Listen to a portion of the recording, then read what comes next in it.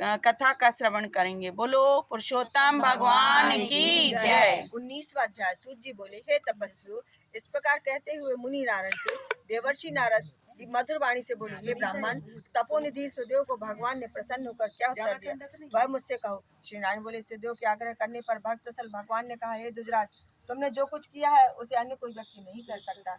जिससे मैं प्रसन्न हुआ हूँ उसका कारण भी मैं भी जानता हूँ, तुम नहीं जानते। मेरा प्रिय पुरुषोत्तम मास जो है बीता है, तुम दोनों के पुत्र शोक मग्न होने के कारण इसी की सेवा व आराधना से हो जाने से तपोनिधे तुमको महान फल प्राप्त हुआ है। इस पुरुषोत्तम मास में जो मनुष्य एक दिन भी उपवास कर लेता है वह असंख्य का नाश कर विमान वैकुंठ को प्राप्त होता है। किंतु तुम दोनों पूरा महीना निराहार बीत गया और बिना समय के मेघ वर्षा होने से नित्य प्रति कालों में तुम्हारा स्नान हो गया।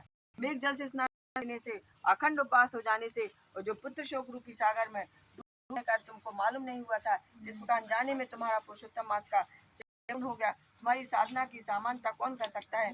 वेदों में जितने साधन वर्णन किए गए हैं वे सब तराजू के पास पल्ले में रखकर और दूसरे में पुरुषोत्तम को रखकर ब्रह्मा जी ने देवताओं के समय तोला था। पुरुषोत्तम को पल्ला भारी बैठा, साधन वाला पल्ला हल्का हो गया। अतः पुरुषोत्तम मास सब प्राणियों को सर्वत्र पृथ्वी पर पूजने से फलदायी है। इसलिए हे बस, तुम सब प्रकार के धन्य हो, क्योंकि तुमने इस मास में महादारुण तप किया है। जो मनुष्य का जन्म प्राप्त कर श्री पुरुषोत्तम मास में स्नान दान व्रत उपवास करते हैं वे जन्म जन्मांतर में दरिद्री होते हैं। अतः सब भांति से मेरा प्रिय पुरुषोत्तम मास सेवन करना चाहिए। जो इसका सेवन करेगा वह भगवान धन्य और मेरा प्रिय पात्र होगा। श्री नारायण बोले, हे मुने, ऐसा कहकर जगदीश्वर हरि भगवान अंतर्ध्यान हो गए। अपनी स्त्री सहित सुदेव पुरुषोत्तम मास के आराधन से जीवित हुए पुत्र सुखदेव को देखकर दिन रात अत्यंत प्रसन्न रहने लगा। कहता है, हमारी अज्ञानता में पुरुषोत्तम मास की आराधना हो जाने से वह हमें कितना भी फलदायक हुआ हो। जो मरा हुआ पुत्र जीवित हो गया, बड़े आश्चर्य की बात है। ऐसा मास कहीं भी नहीं देखा। इस प्रकार सुदेव उस आश्चर्यमय मास की अच्छी तरह से पूजन लगे। पुत्र को देखकर ब्राह्मण सब पत्नी का हर्षित होता है। वह पुत्र भी अपने सत्कार में मार से माता पिता को आनंदित करता है। सुदेव पुरुषोत्तम मास स्तुति करते हुए विष्णु भगवान की पूजा करने लगा और कर्म मार्ग से होने वाले फल की इच्छा छोड़कर केवल भक्ति मार्ग में ही रहने लगा। सब दुखों को दूर करते वाले प्रत्येक तीसरे वर्ष में आने वाले शेष पुरुषोत्तम मास की पत्नी सहित सुदेव जप होम स्नान पूजा दान आदि से श्री हरि को भजने लगा। 1000 वर्ष तक रात दिन सब विषयों को भोग कर स्त्री सहित सुदेव वैकुंठ को ले गया।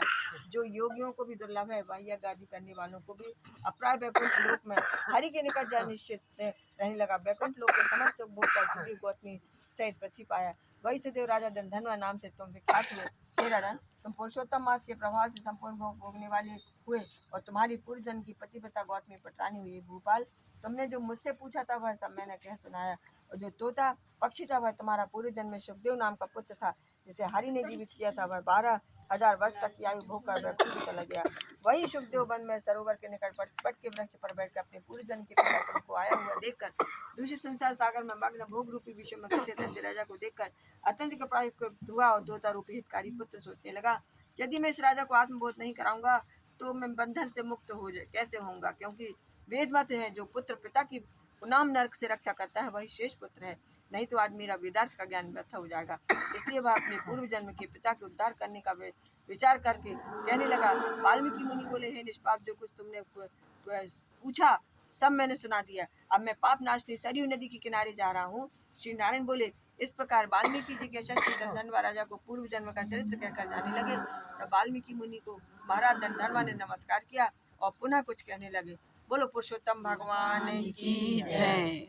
मात नर्मदे हर हर महादेव, शंभु काशी विश्वनाथ।